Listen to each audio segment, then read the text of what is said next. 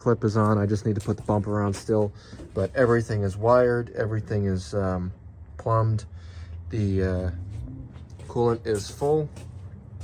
Oh, yeah, it's full. So I'm almost ready to fire. The only thing I have to do left is finish wiring the inside of the cab. I don't have any exhaust welded up yet. The only thing I do have is I have this for the passenger side where it's going to merge into the center. I'll put a picture up, but it's going to start here and work its way back, going around the transmission and then into the center for an X pipe. But I also wanted to keep my AFR gauge, so I cut that out of the old exhaust system for the turbo, and that is the passenger up until the X pipe. And so tomorrow, hopefully, I just need to finish the driver's side to the X pipe, and then finish the tack wiring and fire this thing up. All right, so I've got my exhaust up until the X pipe welded up. A lot of this I did holding the pipe in place, so it looks sketchy and it looks janky, but you know what? I'm not afraid to show it. So I don't really care how it looks. It's exhaust. But to make sure it doesn't get rusty immediately, I like the look of black. So I'm gonna throw some of this stuff on it and see how that looks. All right, guys. So I just primed the oil pump. I'm getting up to 60 pounds on the gauge, and I just hooked up the fuel pump. So I'm gonna prime the carburetor, and we'll see if we're getting fuel. Give it a little bit of time.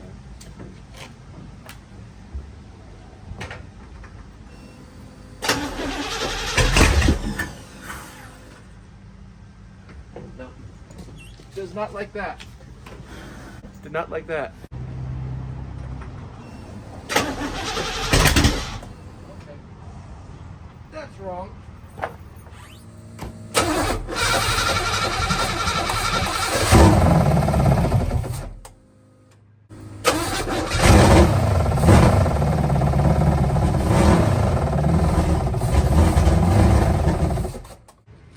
You know what? Let's check if it's leaking fuel, which I'm sure it is. Because why wouldn't it be? Yes, it is. Where are you coming from? Where are you going? Where are you coming from, Cotton Eye Joe?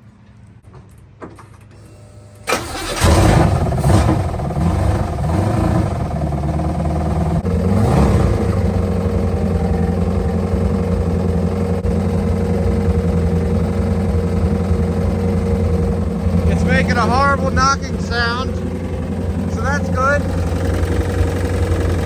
It's coming from a rod hitting the oil pan, I think. We've got good oil pressure. It's charging. I'm holding at about 1800 RPM. It's staying nice and cool at 160. I have a 160 thermostat in it. The only thing I'm concerned about is that it's at 1800 RPM. My foot's not on the throttle, so I'm gonna have to work on that a little bit. But it's running decent AFRs at that RPM. It's pulling, this gauge maxes out at 10.8 vacuum. You just blowing from Stupid Town?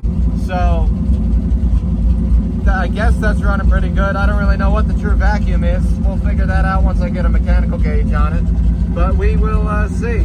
I got about 3 minutes left for the 20-minute break-in. Then I'm going to vary the throttle a little bit and see how she runs. It's still hitting the oil pan. At least that's what I'm telling myself. I'm telling myself that it's the oil pan. I really hope it's the oil pan. I don't want to put connecting rod. I don't want to put bearings in this. But we will see. It needs a little bit of a valve adjustment, and we'll go from there. Any idea what would cause a Lionel steam train out of the air blade? Oh, that's cool. It's vapor locking. So I was having some problems while it was running with the floats being set too high only in the primaries. Secondaries didn't seem to have any issues. It wasn't not boiling over, but it wasn't overriding the needle and seat. However, the front definitely was. The way you adjust these float levels is clockwise is lower, counterclockwise is raised. So I just lowered it. I don't know, I want to say probably 3/4 of a turn. So I have my sight screw out and I'm gonna go turn the key. You guys are gonna watch and see if this overflows for me.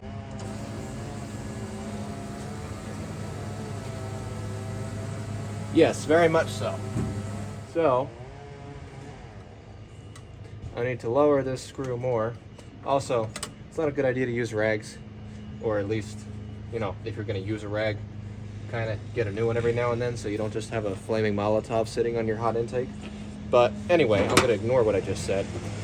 So what I'm gonna do is I'm rocking the car right now. You can see just how much fuel is in there. I'm rocking the car to try and get some fuel out of it so we start lower.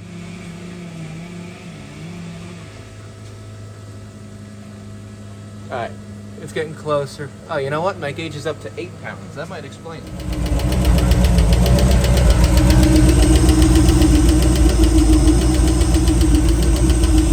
Alright, well that's a problem.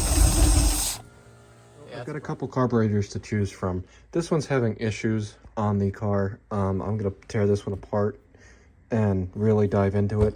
This is a Holley, I think it's called a Street Warrior, or but there's still fuel in it. But it's on there somewhere. Oh yeah, there it is. Holley Street Warrior. Can you read? No. I think the CFM is a 650, according to what I looked up.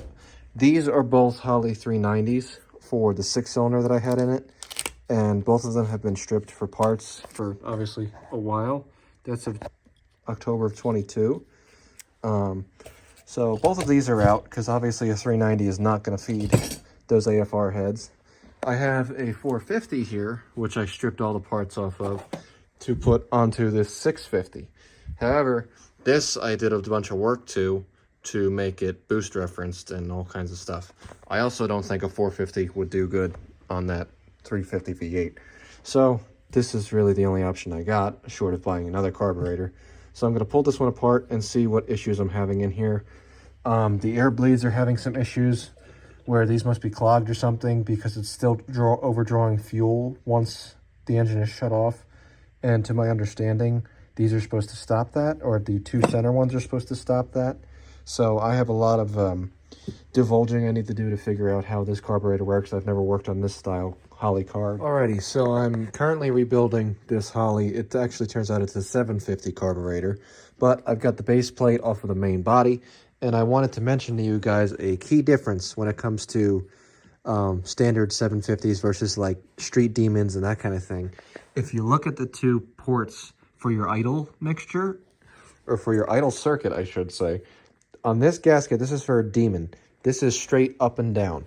If you look at the main body of this carburetor, which is not a demon, you'll see that the circuit holes are not straight up and down. So when you're rebuilding your carburetor, this is just a universal carburetor rebuild kit. It's for Holley, Demon, and Quick Fuel. You want to make sure you get the right gaskets. This is the old one that came off of it. This is the new one, if I can grab it. This is the right one that goes on it. See how the new gasket lines up with your idle mixture holes. I keep saying idle mixture, with your idle circuit holes.